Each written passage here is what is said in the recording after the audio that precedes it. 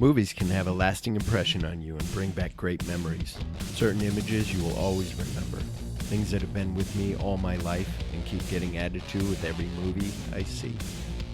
I will turn this place into the fucking Wild Bunch if I think you are fucking with me. E.T. from home.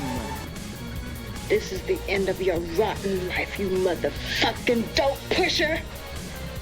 You gotta be fucking kidding. Welcome to My Celluloid Heart Podcast, Season 4, Episode 144. So I made a mistake last week, Chip, because I said that was Episode 144, but it was actually 143, which I saw when it came up on my feed and said Episode 143, and I said, oh, shit. And then I'm there going, Episode 144 day. Anyway, on this podcast, we take two movies that live in our head and heart and put them together over two episodes by one topic or theme. There will be spoilers. I'm your host, Phillip Duke, and I am here with... his cousin Chip. Hello, everybody. That's right. Hello. And want to talk about what we've been up to, or you want to get to corrections? What do you want to do? I got a couple corrections. For me, I've just been inking, just kind of having fun. Cool. Getting my passions back. It was my cool. Not so much drawing, but just the love of when I used to draw before. I used to pick apart other people's drawings. Mm-hmm. So doing it this way, inking over someone else's pencils is, I don't know, very chill for me. It's a very calming thing after my regular day job. So it's just cool. But it also gets me fired up when I'm done with it. I look at it, I'm like, that's badass. The same way I used to when I was in high school and up at 3 a.m. drawing, getting done with a page, jumping up and down, listening to the program. Well, that's fucking badass. Yeah. Yeah. That's what, like, Joe Merle talks about that. Like, drawing is just cathartic and like meditative and like real. But then he was like, I'm going to do tattoos. And so now he gets to draw and then tell somebody, here's some artwork that I have. Or they're like, can you draw like the other day he did, it looked like a Cabbage Patch doll, but it was, he did on somebody. It was I think he did on somebody. It was a Norman Bates, but it was dressed in the dress and the wig. And it looked like Miss Piggy, but it wasn't Miss Piggy. It was like some weird, like, anyway, but it was shorter and it was really cool. But yeah, that's where it's just like, oh, I'll do that. I have fun. And that's the other thing where, speaking of passions, I was talking to somebody the other day and, well, a couple things. I was talking to my dad.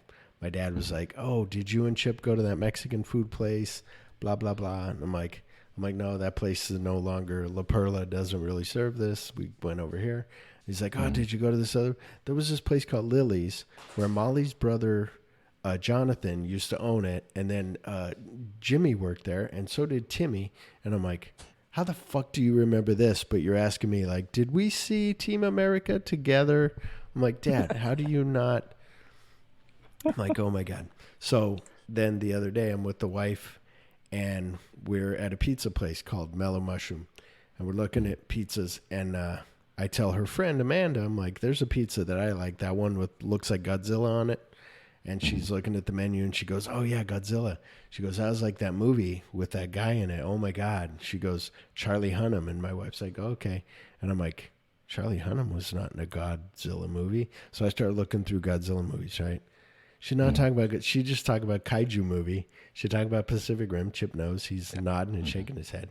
And so I'm like, I go, what Godzilla movie? He wasn't in one. She goes, that one. I go, oh, yeah, Pacific Rim. She's like, yeah. And my wife's like, and you say your passion is movies. Uh-huh. I'm like, no, honey, I was just on a different track. But anyway, yes, we've been getting the house up and ready to put all of our shit normal in because we've kind of been just like squatting here. No, we've been living here, but didn't put up any pictures on the wall or didn't really do anything. So now we're able to do all that. But anyway, you ready to get to some corrections from last week's show? We have more than one? We have two. Oh, okay. Yeah. You were wrong. Wrong, wrong, wrong, wrong, wrong, wrong. Finger guns. Wrong, wrong, wrong in your weenie. Edgar Rice Burroughs did write Tarzan. That was one. We were like, I think so. And we were like, we weren't sure. He was the guy that did John Carter of Mars. And the guy that played Bluto in Popeye was Paul L. Smith. So he's the big guy in the original Dune, the Beast Rabban. Like if you saw him, you'd know him. Like he was like scary. And you're like, oh shit, that was him. Also was Archduke in Maverick, which is cool that he worked with Richard Donner in like Popeye, and then years later came back for Maverick. Like that's awesome. But he passed away in 2012. So rest in peace, Bluto. Aw. Yeah. Because he was mean. Yeah. And he's large. Yeah, and he's large. Yeah. And he's mine. That's right. and now I don't know why Popeye doesn't do better. Not the movie, but just in general. Like you talk to any kid about Popeye now, I'm sure they're going to go, who? And you're going to show them and they're going to go, that's lame. And you're going to go, eat your spinach. They're going to go, no, I don't want to. Today, something like that with spinach. I said, I go, honey, I think I'm going to eat this little bit left of this appetizer before I jump to this other appetizer. She's like, you don't have to finish that. That's what being an adult is all about. You don't have to finish. I'm like, oh, yeah, okay. And I moved it aside and I ate my sauerkraut puffs. So, yeah. But anyway, you ready to get into the show? Yep. All right. He has received our invitation, accepted it, and taken human form. But he has so much to learn about being human. John Carpenter's Starman, the science fiction love story. Rated PG. Now playing. So Starman, 1984. That's what we're here for. This is part 2. Part 1 was Flash Gordon. Part 2, Starman. Chip and I, it's been a while since we've seen it. The plot, in case nobody knows, an alien takes the form of a young Wisconsin widow's husband and makes her drive him to his departure point in Arizona. Distrustful government agents, along with a more ambivalent scientist, give pursuit in hopes of intercepting them. Stars Jeff Bridges as Starman.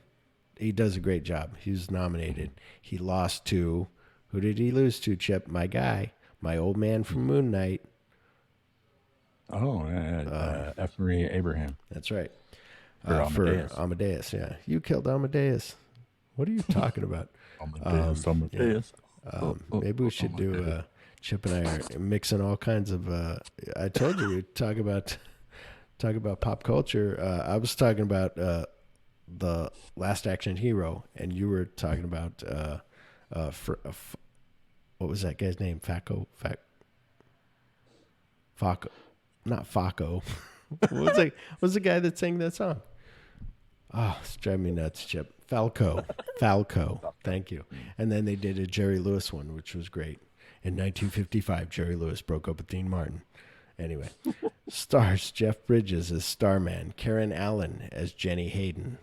Why wasn't she in more shit? I know. I was thinking that too. I'm like, she does good here. Charles Martin Smith as Mark Sherman. You might know him from American Graffiti and The Untouchables. That's where Joe always thought he wrote touchable. And it was like, I was like, no, that was them writing it in his blood. Like, you guys are touchable. And Richard Jackal as George Fox. So Richard Jackal, I knew him. I was like, what do I know this guy from recently? And it was Drowning Pool with Paul Newman.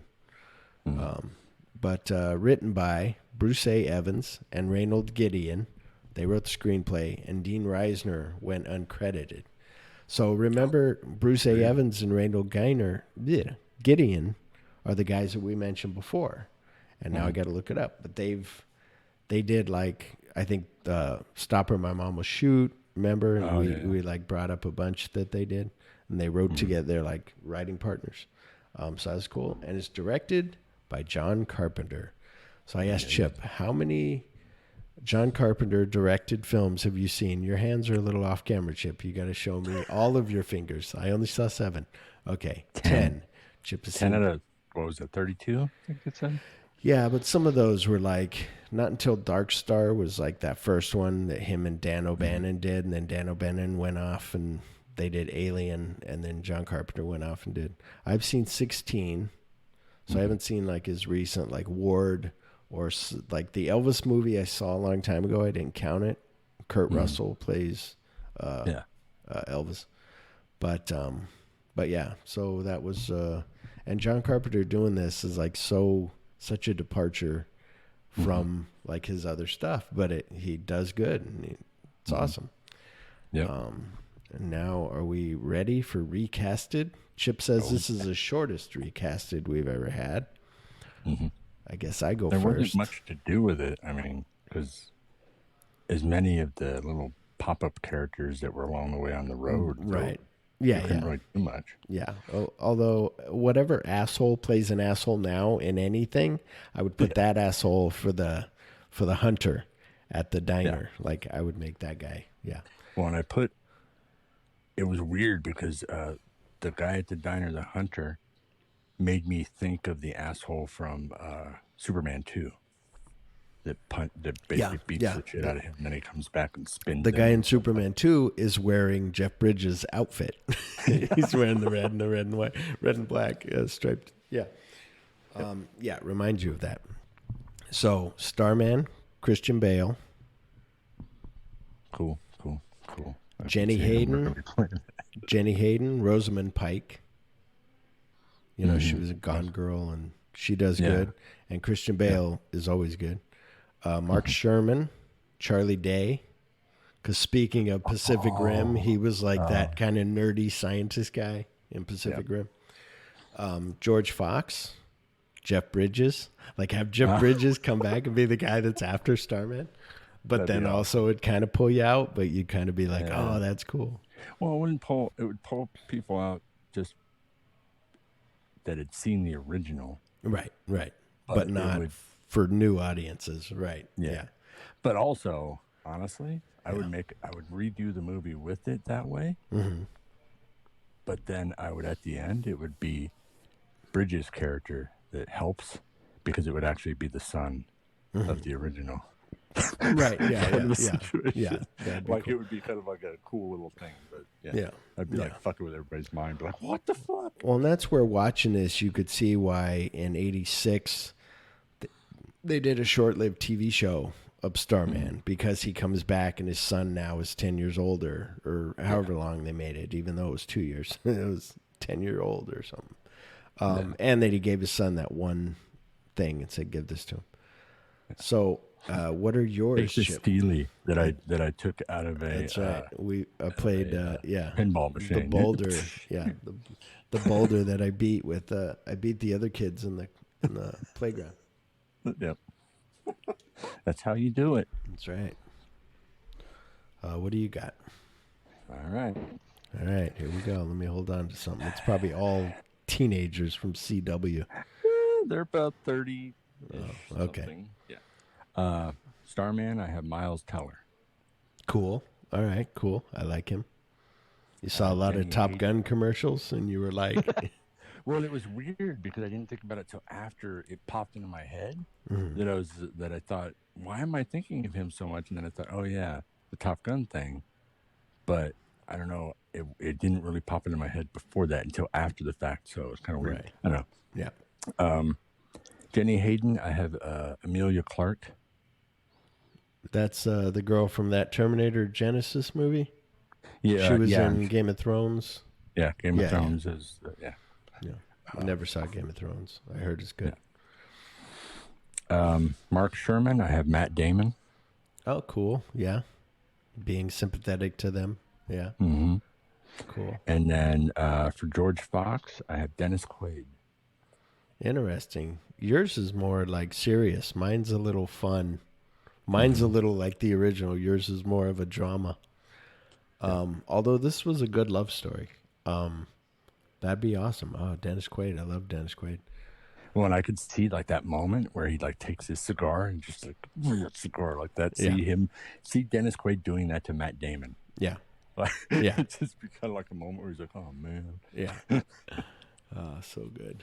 That was and the people in it did great. Like, I always loved seeing that guy. The guy that played Mark Sherman. So how did this movie come into your life? We kind of talked about it before. We would catch it on cable. Mm-hmm. And how I remember it being cable. I remember it being, even though I was, kind of young watching it. Mm-hmm. I remember my most favorite part in it that made me watch it from the beginning, even though it was kind of boring, I think, in the very beginning to me, was the deer part, because it always kind of made me tear up a little bit Yeah. when I was younger. So, that, I don't know, that was kind of the... Well, it's like it reminded me of, remember that movie Powder? When they were hunting and then he brought that deer back to life, and you're like, oh, you remember that moment of his power and everybody loving each other. And yeah. I think I just saw it on cable. And like I said, I remember liking it, but there's a reason why I don't always rewatch it, you know, but it is good. It was good. I liked it. You ready to get to some listener opinions? Oh, yeah. Well, you gotta have an opinion. Well, opinions are like assholes. Everybody has one. I hated this movie. Yeah, well, you know, that's just like your opinion, man. I like it! Opinions vary. Jenny Van Wyck Jennings wrote, quote, I love this movie, and it is certainly in my top 5 John Carpenter, Jeff Bridges movies. Jeff's talent was incredible, and his amazing potential far evident. Anyway. Brant Dotson wrote, Starman is slow, but good. Jeff Bridges' performance is a highlight of this movie, and his Best Actor Oscar nomination is well-deserved. I remember it being better when I saw it as a kid, but I still enjoyed it on this viewing. 3.5 hearts, unquote. Tim Martin wrote, while it's a departure from the films we know from John Carpenter, it's an incredible film. One of Carpenter's most underrated, along with In the Mouth of Madness. Jeff Bridges and Karen Allen give phenomenal performances, and Carpenter proved he could do a film outside of the horror genre and still keep his creative style and vision. Brothers in Armchairs podcast wrote, quote, great movie. Not sure about the remake, though, unquote. So, yeah, that's all of our thank you, everybody, for writing. I especially her, and I'll get to it when we get into the movie, but let's get to a little background right now. Okay. So, forgive me, guys. We were running my week was a little wobbly, so I just got this from Wikipedia. I didn't go too far with my background, which I should have, but here we go. Which it is backed up. It's got a little thing by it. Oh, this is from whatever magazine. Starman spent 5 years in development at Columbia. The original script by Bruce A. Evans and Reynold Gideon was purchased by the studio at the urging of executive producer Michael Douglas shortly before it optioned Steven Spielberg's Night Skies. Screenwriter Dean Reisner came on to the project in late 1981 after director Mark Rydell left the project due to artistic differences with Douglas. Reisner worked on 7 rewrites of Starman. It sucks that he's uncredited. Like, wouldn't you be like, well, let's still give him a credit. Like, whatever you used had to come from some of his work. Yeah. Had to be like a foundation or something for something. He worked on 7 rewrites of Starman with 6 different directors, but did not receive screen credit because, according to him, the Writers Guild, in their infinite wisdom, decided I didn't contribute 50% of the screenplay. Oh, geez. Other uncredited writers who worked on the script were Edward Zwick and Diane Thomas. Columbia decided to abandon Night Skies, which was similar in plot to Starman, on the grounds that the former story was a more Disney-like story geared towards children, whereas Starman was for a more mature audience. Night Skies was eventually retitled E.T. the Extraterrestrial, which became the highest-grossing film of its time, upon which Reisner commented, goes to show how wrong you can be in the business. Like, and you have no idea. It's part Spielberg doing it.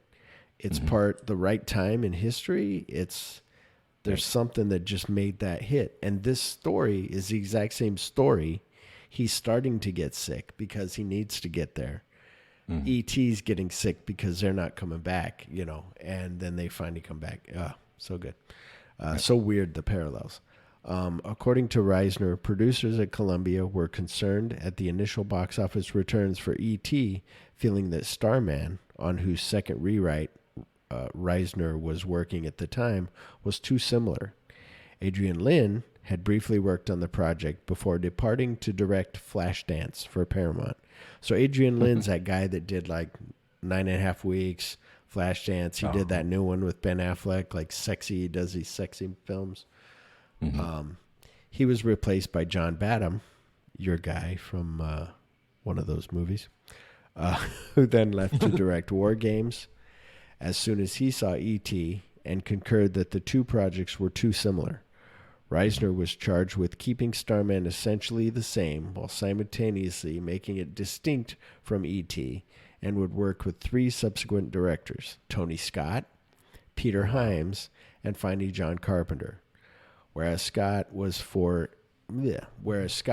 more interested in style than narrative drive and wanted to cast Phillip Anglem, and Hyams pushed for a more conventional science fiction approach, Carpenter, who was eager to shed his image as a maker of exploitive thrillers, wished to emphasize the cross-country rapport that develops between the two leads, a la The Defiant Ones, 39 Steps, and It Happened One Night, over special effects. Reisner dropped the heavy political implications from the script in order to comply with this.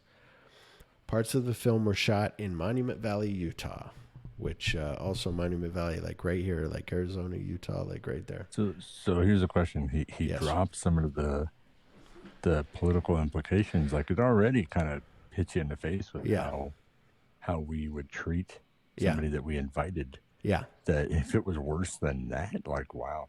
Yeah, exactly. And then there's a thing of, so I looked up what was on this golden disc. I didn't write it down, but there's a YouTube video of like a 2-hour thing of like images that are on there, but also music and all the, so they put on Chuck Berry's Johnny B. Good, which I love. They put that on there. And at one point they had asked the Beatles, can we put a Beatles song on here? And whoever owns the Beatles music was like, no. And everybody agreed. Like all the Beatles were live, then, and they were like, yeah, let's do it. And they were like, no, we own the rights. Like, really? You own the rights to a song that's being sent into space that somebody else is going to hear years from now, maybe, if they even. My thing is, it's like everybody makes fun of, you bury a flash drive now in a, for a time capsule, people are going to pull that out and be like, what's this? Oh, I think it works in a computer. We don't have flash drives anymore. Everything's just uploaded through the cloud. Oh, shit. Well, how do we hear this? How are they going to get this disc, even though it shows how to play the record on the instructions for it? It shows, like, here's how to play it. For one, how are they going to know? How are they going to be able to know, like, what do I need to, they're not going to have a record player in the year 30,000, whatever. Well, and what's funny about that, too, is they sent it out. The time that it would take for it to get to wherever it's going. Yeah. If it doesn't get destroyed, because once you get beyond a certain point in space, if you don't have the gravitational of the sun or whatever like that, it's very possible that it could get crushed. Yeah. In some type of vacuum or strength or whatever, gravity or something. But if it got to somebody and then they came back, for all we know, by the time they get it and by the time they get back to us, we may not be here anymore. Yeah, we may have been extinct for a long time. Yeah. So it's like, if you listen to the song from the whole song from Big Bang Theory, it says it all started with a bang and it's going to end the same way with a bang, and we're just going to go away. Yeah. But anyway, ready to discuss this film? Oh yeah. All right. The Voyager 2 space probe, launched in 1977, carries a gold phonographic disc with a message of peace, inviting alien civilizations to visit Earth. The probe is intercepted by an alien planet, which then sends a small scout vessel to establish first contact with Earth.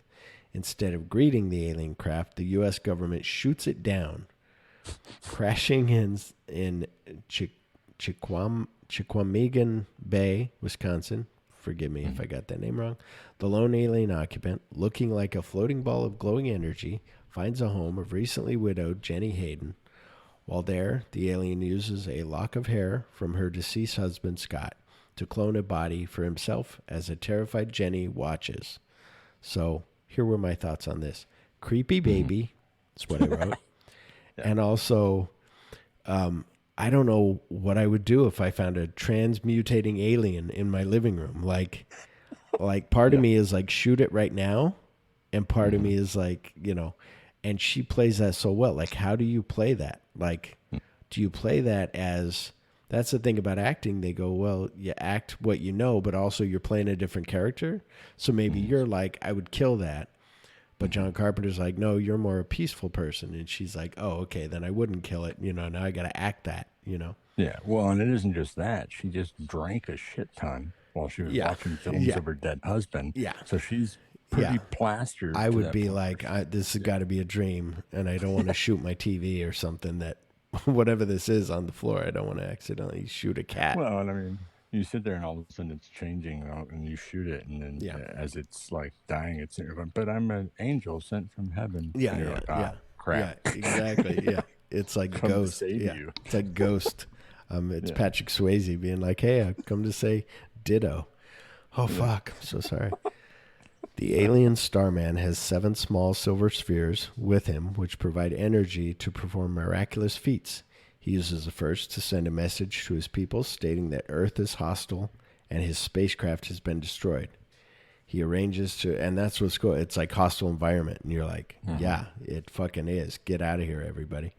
He arranges to rendezvous with them in 3 days' time. He then uses a second sphere to create a holographic map of the United States, coercing Jenny into taking him to the rendezvous in Arizona. She's like, I guess that's California. That might be Arizona. Which is cool because it was like she's not good at geography, so she's just like, well, it's like, you ask anybody, where's Indiana? They're going to go, I don't know. Where's Illinois? I have no idea. Initially hostile to and frightened of him, Jenny attempts escape. Having a very basic understanding of the English language, which has come from the Voyager 2 disc, the Starman learns to communicate with Jenny and assures her that he means no harm. So something else that I read here, this is why I don't like IMDb. I went through IMDb because I'm watching the movie, I'm scrolling through that. Yeah. One of the things was like, oh, he sings that song. That song wasn't on the Voyager disc. Yeah, he fucking just listened to the song on the radio. He was re-singing what he just heard. It's like, oh my God, you're such a fucking idiot. Anyway, so yeah, that annoyed me. He explains that if he does not reach the rendezvous point, Arizona's Barringer Crater, in 3 days, he will die. So I'm going to share pictures on Instagram. Me and Colleen went to Meteor Crater. And it's huge. They don't let you go down in it. I was like, I want to go down there, and they were like, no, you're just up here to look down at it. But it's interesting where that thing hit. Somebody owned the land, and now somebody else bought the land, and now they charge you like $15 when you go there to go look at it, and like they're making money. It's like, okay. Oh wow, that's cool. Yeah. So, yes, I was just wondering where we are in the thing because I don't know if it's gonna talk about the truck guy and that tries to help her and where she's like, I'm being taken. I think it will. Sympathetic but still wary. Jenny teaches him how to drive a car and use credit cards. Yeah, so that happened before. Authorities pursue the pair. It's coming down there. Yeah. So, yeah, and him resurrecting the dead deer. So, yeah, before this, then she makes the car drive into the wrong lane. That truck almost crashes. She pulls over. She gets out. She's like, help me, help me. And Starman's like, what the fuck? Like, hello? I thought everything was fine. You are hostile. I don't like you. And then that guy gets out and grabs his crowbar and is like, although from what Mark Sherman says, it's a tire iron, like to take his bolts off. So he's like, going at him. And then he makes the thing red hot and he drops it. And you're like, oh shit, this is an evil alien. Kill it quick. It's like I said, like that's where I understand. Even though Superman was not that good, not the original, but the Man of Steel, like the second one, like I understand, like this guy has too much power. Batman's like, who the fuck is this alien from another world? We can't trust him. Like I get that. Like you need some kind of regulations. What I love about the scene though, is the fact that it could have been enough to just have him say greetings. And she's like, I'm being kidnapped. And he just says greetings. Yeah. He doesn't know what else to say to the guy. And he comes up with the tire iron, sets it ablaze, whatever. That could have been it. That could have been enough to make him go, what the fuck? But instead, like, it was a perfect shot where they have the transformer that's up on the pole behind me explode. Yeah. That made him jump and everything. And then he's like, oh, God. And he runs away. And I'm sitting here going, that was like perfect for the shot to be, it would have been just enough. It could have been easy writing of, oh, he made this thing, red hot. I couldn't hold it and fired, blah, blah, blah. And I would run away then. But then to have the transformer completely explode behind him, it's like, well, what the hell? And runs off. I was like, that was cool because I didn't remember that. I remember the tire iron, but I did not remember the actual transformer. Do that. Yeah, because you'd still be like, well, I still got to save this girl. But then you're like, oh, shit, like lines are coming down and all shit. But also, with him saying that, it also, we've talked about this before, writing is writing for a reason because it's setting up stuff. Some is, some isn't. And this was him saying, greetings, I mean no harm, whatever he said. That guy heard it. That guy then, when he tells Mark Sherman's like, there's something going on here. On the Voyager, we sent this gold disc and it said this and da-da-da. And then you're like, and he's like, I think it's an alien. And they're like, we need to kill it, whatever it is. Yeah. Pump it full of lead. It's everything's allergic to lead. Sympathetic but still wary, Jenny teaches him how to drive a car and use credit cards so he can continue the journey alone. But when she witnesses him resurrect a dead deer, she is deeply moved and decides to stay with him. So that's the part where I looked up that waitress. I was like, what's this she been in? Has she been in something? No, nothing that I know. Nothing? Nothing that I know. You could look it up and see what you might know her from. But I was just like, she looks familiar. But it was cool where she's like, oh, there's a bus leaving. So now you think they're friends, but then she hears the thing going like the last bus is leaving. And she's like, okay, I got to go to the restroom. And then she's like, when's the bus leaving? And then all of a sudden that woman, and before this is when he walks up and he's like, what is this? And she's like, oh, these guys, they hunt deers. He's like, do deers kill people? And she's like, no, it's like you said, where it's semi-political, where he's like, do they kill people? And she's like, no. And he's like, then why do they do it? And then later when she's ready to leave now, that waitress is like, hey, your friend's out there. And all of a sudden you hear the deer, like, you see the deer like come to life and scamper off. And then they all come out and they're like, what the fuck, man? That's my deer. Kill it again. Yeah. Well, and it was kind of funny when he tells it that it runs off or whatever. I'm expecting him to be like, what are you, a smart ass? Like how could it get up on its own? But instead he just like, like you did something to the deer. You took off with it. And I'm like, you couldn't just carry that thing and run and throw it into the bushes or whatever. Yeah. But and then those guys got angry. But she was in cuffs. And they all start. Oh, okay. Yeah, who was she in cuffs? The lady in cuffs? The lady in the Harriet? office? Yeah. Okay. All right. I was wrong then. Yeah. There was something else though that I thought was I could have swore she was in something else, but I'm not seeing. Like it's saying she was in Bill and Ted's Excellent Adventure. It just says additional something. So she wasn't. She was just kind of a side person. Yeah, like background or something. I think that might be it then. But yeah, Cuffs is the main one that I saw her in. Which we saw that, we obviously did that recently. So it was something that stuck in my head where I was like, I've seen her before. Apparently she made an appearance in Night Court. Oh, yeah. Yeah, did some TV stuff, Cagney and Lacey, Knight Rider, The Fall Guy, which you'll love that. Yeah. Laverne and Shirley. So that's probably a part of it too. It could be, that we've seen her, some specific show. But back to this movie, Chip. The authorities pursue the pair across the country, and after the pair are nearly caught, a police officer shoots and critically wounds Jenny. Like, was that crazy or what? Like, they're driving right next to her. Mm-hmm. He goes to shoot the cop. She's like, no. She grabs a gun by the barrel, like to move the gun out of the way. And the cop just leans in with, he's just got the shotgun out the window and blows her whole side off. And she just falls over and she's dead immediately. Well, and like nothing happens to these guys. Like as far as like Like they're wanting to make a name for themselves. They're afraid Yeah. that the feds are going to take away their chance, and then they go around and shoot a civilian. And you know who that Oh, one? okay, You know who one of those guys was? I don't know if you ever watched Bonanza. His name is Dan Blocker, I think, and Don Blocker was Horse in Hoss. the Hoss, the big guy. Yeah, not Horse. Hoss, the big guy in Bonanza. That's his dad.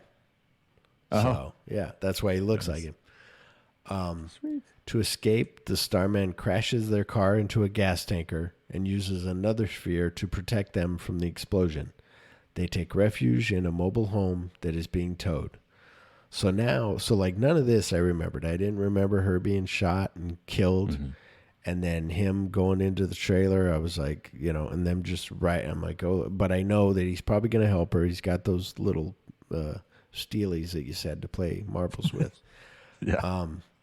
He uses another silver sphere to heal Jenny, and after being assured that Jenny will recover, he proceeds to hitchhike towards Arizona without her, but Jenny manages to catch up to him while he and his driver are stopped at a roadblock. So, reunited, the pair hitchhike together, reassuming their journey towards the crater. Resuming.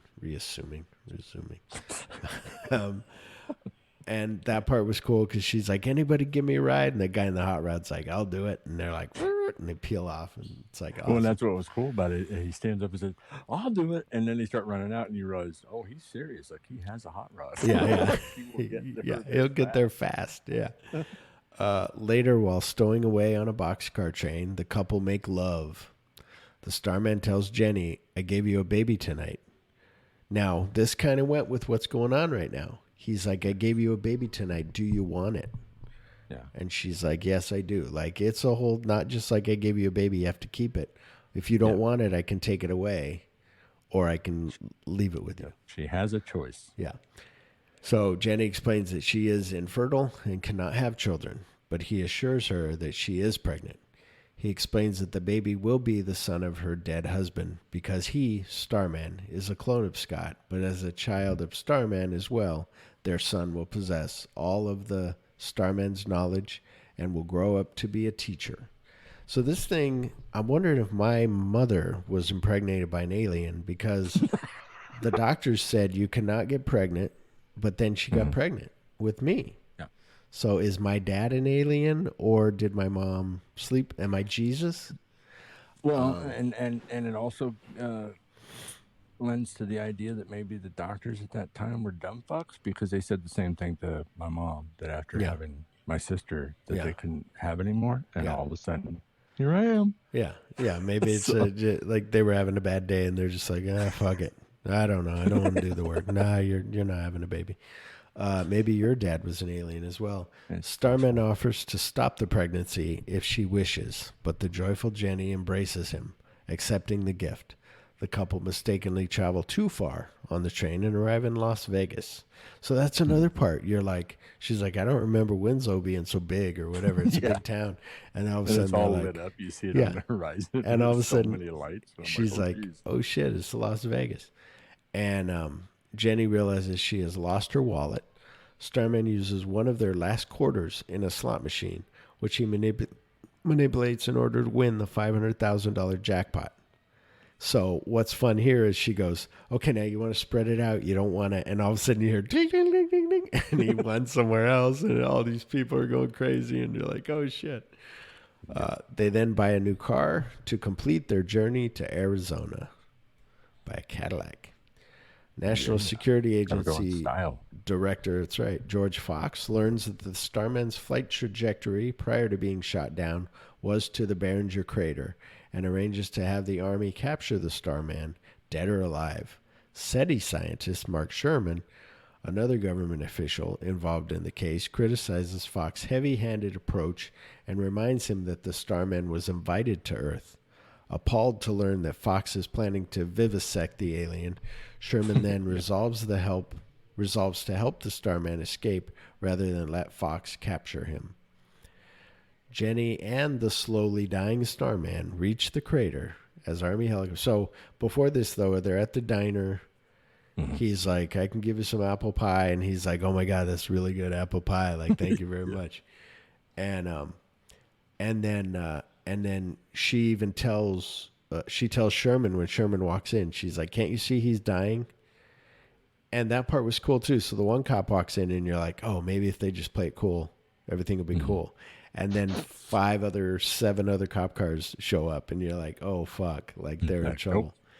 And then you're like, "Oh, they're so close." It's the same thing with E.T. Like he was so close. Like just let him go, let him go.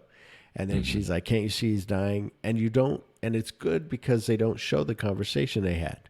You just see him being like, "Oh, they're the wrong people. I guess, made a mistake. They look like it. This guy's too young, too old, whatever."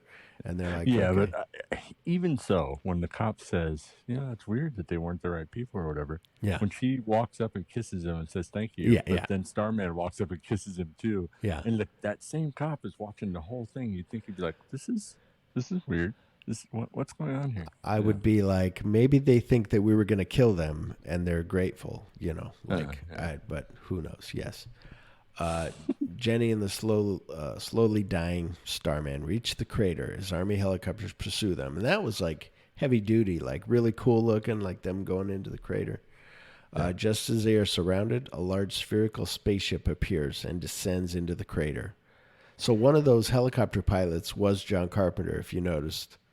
The one that was like, "Let's do it," or whatever, and then they all flew in there like it was a side view of him flying the helicopter. Oh, okay. What were you going to say? So the funny thing is the thing that comes down is the actual place that he came from.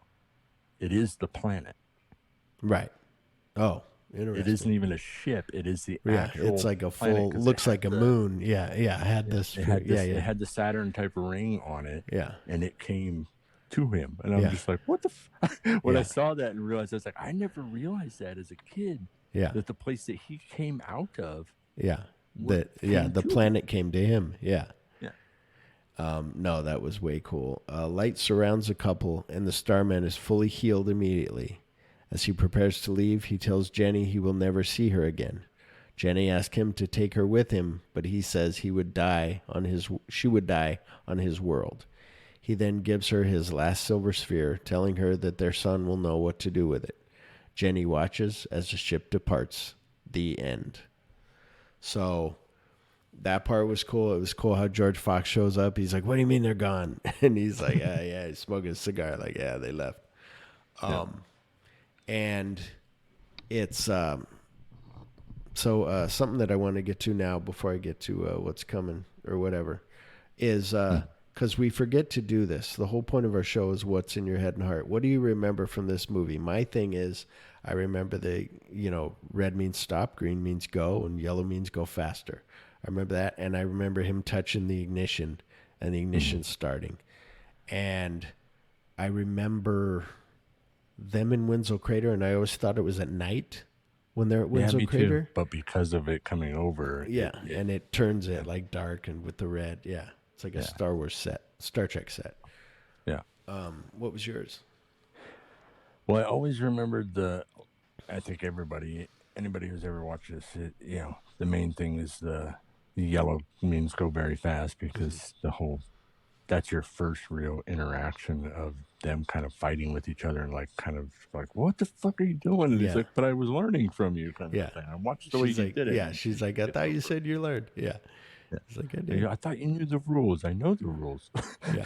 And obviously that was one, and the other one was the deer, because the deer always, like brought a tear to my eye when I was younger. So it was kind of this moment where when I saw that, I was like, holy crap, I remember that hitting me every time I watched it when I was younger. Yeah. That I thought that was so cool, especially when she's trying to have a conversation with him, and all he's doing is looking out that window at that deer.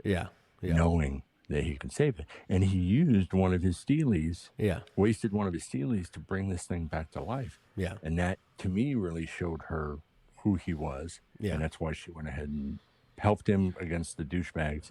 And then when the lady came out and said, do you want this stuff back? Or are you going to take the train or what, or the bus or whatever? Yeah. And she's like, no, I'm going to go with him.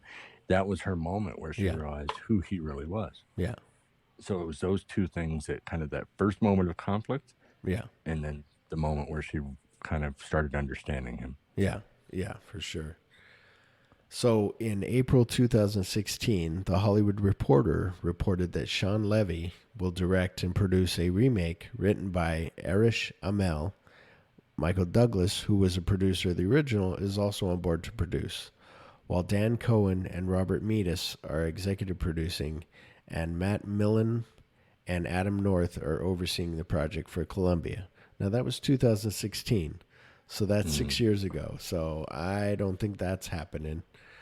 But I could see why you could watch this movie and be like, let's do a TV show about Starman returning. But also, as you and I've learned on doing the podcast, like sometimes you get a lot of views and sometimes you don't. Like you're going to try to say, like, watch this old 1984 movie because we're doing this thing, and they're going to go, whatever. Well, and time frame wise, when you think about it, like, you know, like you don't remember the, whatever it was, the Powers of Matthew Starr. Right. TV show. I remember that.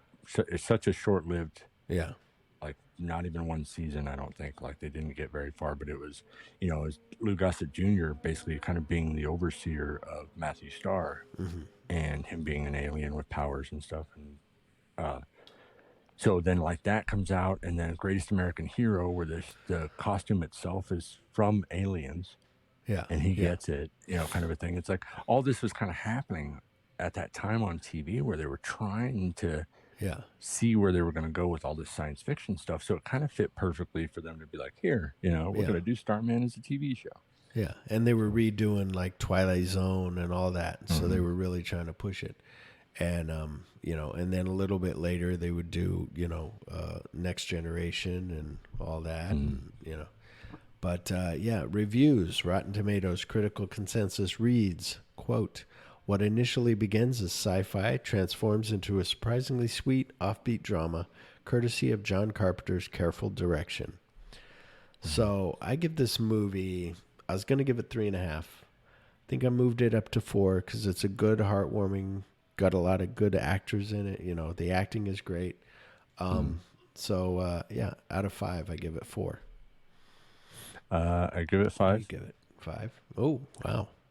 Yeah, because overall, it is everything that I remember, but there was more being an adult now. Yeah. There's more to it. The pacing was good. Everything made sense. It just kind of, you know, even with it kind of me remembering being younger, going, this got to get through the slow beginning, blah, blah, blah. Yeah. Being an adult, everything made sense to me now. And it was all good. There was no slow parts in it. I was just like, oh, wow, he landed already. He's got there. Like, what's going on? Like, yeah. Yeah. So the pacing, the interaction between them, nothing felt forced. Yeah. Everything felt like it was where it was supposed to be. You got the feelings, or, you know, I remembered the feelings that I had then, and they were still the same now. Yeah. You know, there wasn't me going, I can understand me having it younger kind of a situation, but why, you know, but now I don't feel the same. It was still the same. Yeah. So it's still that same mentality that I have of anytime Uncle Buck's on TV, I can watch Uncle Buck.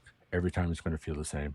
I'm going to I'm going to laugh at every little bit. Yeah. You know, it's kind of that same thing. When I watch it, I was like, damn, everything's here, but I understand it more. I could watch this anytime. I could turn it on, watch it anytime. I would buy it and watch it, you know, just because it was good. And I loved his acting. That's why it was so, I guess, kind of a profound moment when we were doing the El Royale. Yeah. And he was looking at the... Yeah, he had that same of when she was behind him and he's just looking around, like taking it all in. And it was that same thing on El Royale with her walking up behind him and him just being like, is this a hotel? Like, yeah. Yeah. Yeah. And that moment, you know, for it to hit me enough to where it's his acting that helped make this movie what it was. If they had somebody else doing it and they weren't doing the same kind of looking around like a helpless child, trying to understand and absorb stuff, because he was looking with his head and not with his eyes. Yeah. They said, and I don't know, I didn't find this anywhere else, IMDb, of course, said that he studied birds. But this sounds like a Jeff Bridges thing. Like, what would an alien be like? It would be like a bird kind of looking around and taking everything in. And that's why he's got that weird thing with his head of doing, you know, doing those movements. And just taking everything in. And in a way, he's talking like a robot, but in a way, you're like, he's learning as he goes, trying to speak, Yeah. So. And now with the history of, we've watched enough stuff that he's been in, that it was cool in the beginning when she's watching these home movies and they're singing together, singing to each other, and he's playing guitar. And you're like, knowing that he can play guitar and he can sing so well and in future movies and stuff, I'm like, that's badass. You know? It's cool that it carries over into so many other things later on. Yeah.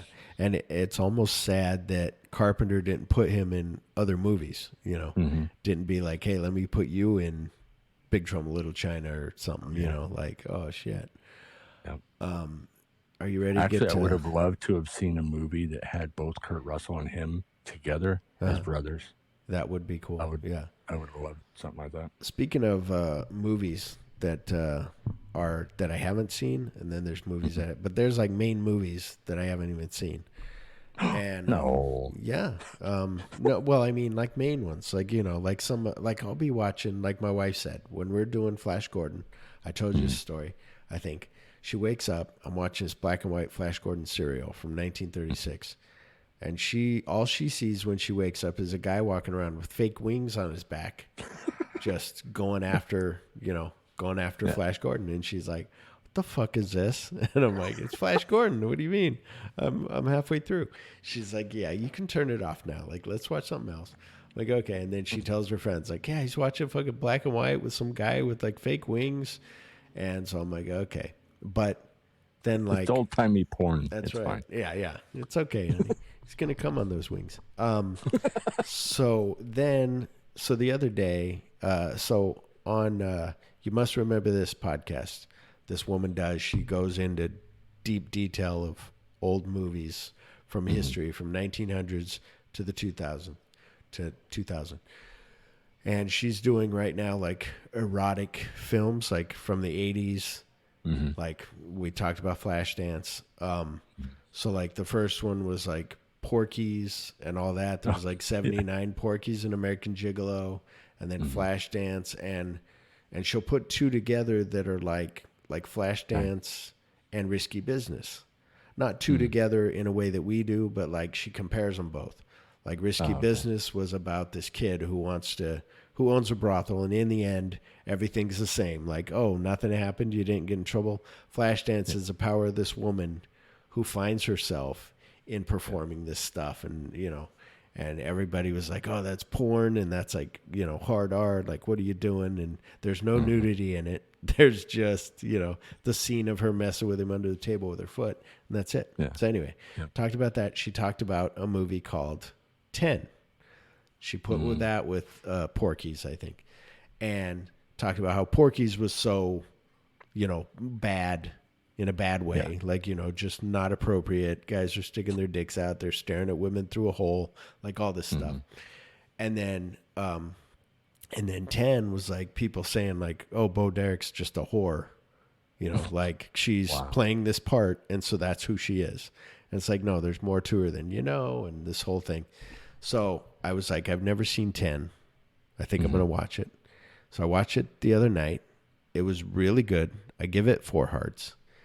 Nice. What was cool about it was, so I'm like, okay, Bo Derek's in it, right? You're watching. Dudley Moore is married to Mary Poppins. He's married to, what's her name? Julie Andrews. Yes. So, and she's walking around no bra on. I'm like, hey, right on. She's married to Blake Edwards. It's directed by Blake Edwards. She was married to him in real life. Yeah. And then we talked about, so in the 60s, she would never get naked. She was like the wholesome, Sound of Music. Whatever I just said, Mary Poppins. Mary Poppins. But then later, she did that movie that you saw, Victor Victoria, which ends with kind of that, just one of the guys where she rips her shirt open to show like, look, I'm a chick. Yeah. So in this movie, so it goes with them. Dudley Moore is going through this like midlife crisis. And so he's just like, but he sees her just drive by in a car and he just falls in love with her, and she's on her way to her wedding. Who's she getting married to, you might ask? This is a vacation situation. Maybe. But who's she getting married to, you might ask? Sam J. Jones from Flash Gordon. And I'm like, what the fuck? This is 1979. She's getting married to this young, dark-haired, kind of dirty blonde. I'm like, oh my God, this is interesting. And so she gets married to him. Dustin Hoffman, Dudley Moore is like trying to, it's cosmic coincidence. Dudley Moore is trying to like find her. Then he ends up going to Mexico, and she's on vacation in Mexico on her honeymoon. Wow. And he might have chased her there, but it seemed like it, but also kind of didn't seem like it. Like he wasn't like trying to get in front of her until a little bit later. Yeah. Okay, so real quick, I'm going to try to make this quick because then I got my real movie to get to. Sam J. Jones falls asleep on a surfboard. Mm-hmm. Dudley Moore goes to talk to some of the guys about, hey, can I maybe go do a surfboard? And they're like, what you don't want to do is fall asleep on your surfboard. A guy did that, and he went out into the ocean, and they never found him, and he died. Now Dudley Moore's like, oh, shit, like that guy's going to die. I better go save. So he gets a sailboat, and he goes out there, and he yells to Sam J. Jones, and he saves him, and then they're like, oh, this guy who's a writer or a composer found, so-and-so. And everybody's like, I didn't even know he was in Mexico. Like, what the fuck's Dudley Moore doing in Mexico? Yeah. And because his girlfriend and him he's not married to Julie Andrews, but they're dating. So she's like, fuck this, I'm done. Because he's kind of in this midlife crisis and doesn't love her, but stares at other women. So anyway, so he gets with, Bo Derek ends up seducing Dudley Moore. Oh. But right before that, he goes to see her, and she's like, oh, Sam isn't here. Flash Gordon's not here right now. Come on in. And he's like, Flash Gordon's alive? And she's like, come on in. And then she just starts like, do you want to fuck? Like, here's where we're going to do this. And he's like, and he realizes like, she's not who he thought she was. Mm-hmm. And it's that's what's cool about it. She's not like, he was chasing this. She's not the that dream. He should have, he should have said. And he's like, but is that all you do? Like, you're married, like, aren't you? And she's like, no, like, what do you care? What is it to you if what I do? So in a way you're like, yeah, I get that. But it was just really cool. But so he goes to the bar, Dudley Moore goes to get a drink in between when he's talking to Bo Derek, and the bartender is Brian Dennehy. Oh, I'm nice. Like, honey, holy shit. She's like, what? I go, Brian Dennehy, Tommy Boy's dad, in this movie in 79 with Bo Derek, and in Tommy Boy, he's with Bo Derek. Like, holy shit. Like, what the fuck? I go, that's so cool. So it was real cool. Flash Gordon in it, and then, and then that. But my big one, still a 4-star. The Score, 2001. It was playing on Pluto TV. Remember that one? Edward Norton, Robert De Niro. Who's the bald guy? The big famous actor. Why the fuck can't I think of his name? He was in Superman. The father of Superman. Marlon Brando. Yeah. So has Marlon Brando in it. They do the score. What was good about it was it's almost like a Michael Mann movie. It was written by our guy, David. He had a master class. David, he's a scriptwriter, and he wrote for plays and stuff. Attenborough? No, the guy that wrote. I'm like, oh no, that's Richard. No, he did our movie Spanish Prisoner, and he wrote. Is it David? Anyway, you look that up while I'm talking. So this guy writes and directs it, but it's done like the movie Thief, where it's a lot of really detailed. Oh, and he did Spartacus. Remember Spartan? Remember that one where he had to save the president's daughter that was kidnapped? Val Kilmer had to save the daughter, and the daughter was the girl from Frozen. But anyway, it's from 2001. It's an aging thief. That can't be right. Hopes to retire and live off his ill-gotten wealth when a young kid convinces him into doing one last heist. What, Chip? It says it's directed by Frank Oz. No. What? You need to look up. What are you looking up? Did you look up The Score? Yeah. Am I looking at the wrong thing? Probably 2001. Robert De Niro, Edward Norton, Marlon Brando, Angela Bassett. Okay, who wrote it then? Wow, Daniel E. Taylor. Really, Frank Oz? Holy shit! Has I been wrong this whole time? What the fuck? Holy He's shit! been wrong, people. I've We're been doing wrong. an exception. Everybody, oh my god, yeah, correction. We're doing a correction right now. Man, hang on, guys. I know everybody's yelling at me right now, but hang on, prisoner. 1 second. He also did the movie Homicide back in the day. This guy, David Mamet. Wow, I can't believe I thought that was Mamet all this time. What the fuck? Wow. Anyway, well, then forget it. It blew his mind. Well, it was great for a Frank Oz movie. Like, fucking, it was so detailed and with such good, like, dialogue that I thought, like, oh, this is a David Mamet movie. Like, that's what I always thought. And now I'm like, oh, it wasn't. But it was, like, the detail of, like, kind of like that same thing of, like, how do we get into this safe? And he can't figure out how to get into it because if he drills in it, it'll break the glass packs and that'll lock everything down. And so while he's on the phone with his girlfriend, Angela Bassett, Robert De Niro is, some guy drops he's delivering kegs of beer, drops a keg of beer and the beer explodes out of it, like spraying real hard. And he's like, oh, and he got the idea. So when he's going to break in, you're like, how's he going to do this? Drills into the top of it, puts a hose in there, hooks it to the water, to the, fire system, turns on the water, fills that thing with water, drops a little like depth charge down in there, clicks it, it explodes, and that makes the pressure to push the door out and fucking, and then he gets all the shit. It's awesome. Nice. And it wouldn't be good today, maybe, where Edward Norton's playing this mentally challenged janitor, but he's just playing the part. He's really the guy that created this, that set up the whole thing. So his thing is that he wants to double cross Robert De Niro. But Robert De Niro's 2 steps ahead of him, so it's way cool. But anyway, that one was good. 10 is good. HBO Max for 10. The score is on Pluto TV. But anyway, if you're ready now, come back on May 27th for...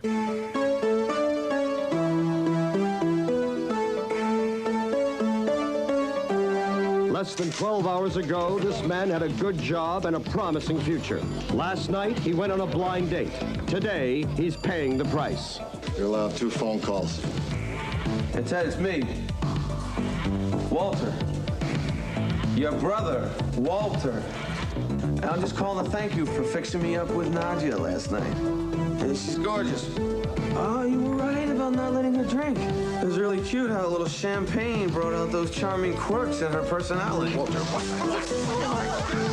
She made quite an impression on my boss, too. I'm fired.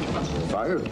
But you know what really elevated the evening out of the realm of the ordinary? Having Nadia's psychotic ex-boyfriend as a chaperone. You son of a... And you know those dancing lessons we had to take in junior high, Teddy? Finally came in handy. Dance! Moonwalk! I hate that!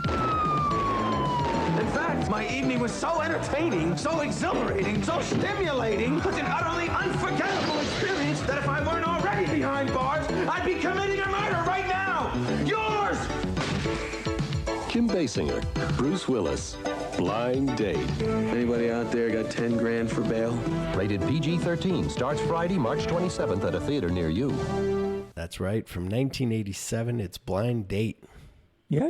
I probably played the big old long trailer because at the end, Bruce Willis looks into the camera and he's like, it's like, anybody got some bail, $10,000 for bail or whatever. So yeah, we're doing this because for one, guilty pleasures. I'm doing Blind Date. Chip's going to do Down Periscope. But I love Blind Date. It's not really guilty pleasure, although I took my friend Joe to go see it. And Joe was like, really? You like that movie? I thought it was dumb. I'm like, no, it was fucking funny. But at this time, I'm a fucking huge Moonlighting fan. I was like, no, Blind Date. I want to be this guy. I want to, date Kim Basinger. Who didn't at that time? I know, right? But anyway, Chip, certain movies stick with you. They stay in your head and heart forever. So from all of us at My Celluloid Heart, keep watching movies. What do you got to say, Chip? I got something to end this time. I just got to make it bigger so I can read it. You want to hear my ending before you go? Oh, yeah. I don't really have one, so that's why I'm like, go for it, bro. All right. Mine is, it is beautiful. Not like this, but it is beautiful. There is only one language, one law, one people. There is no war, no hunger. The strong do not victimize the helpless. We are very civilized, but we have lost something, I think. You are all so much alive, all so different. So that was a quote from the movie, him talking about his planet. Sweet. So what do you have to say, Chip? I don't really have anything. You don't have yellow means I just go want faster? people to go watch this movie. Yes. And I don't know. So did you watch it? Did you watch it on Pluto or did you rent it? Oh, I didn't rent it. You watch it on Pluto with the commercial? Because I'm watching that and it went through seemed like an hour of the movie. Or I'm like, Tubi. Was it Tubi? Oh yeah, yeah, Tubi. Sorry, I'm watching it seemed like almost an hour of the movie, and I'm like, there's no commercial yet. Then it hits you with the commercial, and you're like, oh okay. And they do it good where it counts it down, so you know it's coming. But then also when it comes back, it rewinds just a little bit and goes, you know. And there was only 3 commercial breaks on that for Tubi. Did you have Mine more? seemed like I had about 5, I think, but it might have been because I stopped it a couple times because my wife came in to... Yeah, because I watch it in 2 sittings, but it was that thing, I timed it out for Chip, and I was like, this only adds 10 minutes or something to it, so you could save you $4. But yeah, go check it out on Tubi, everybody. Let us know what you think. That's right. Other than that, wow, I hope this didn't last. Oh, okay, it didn't.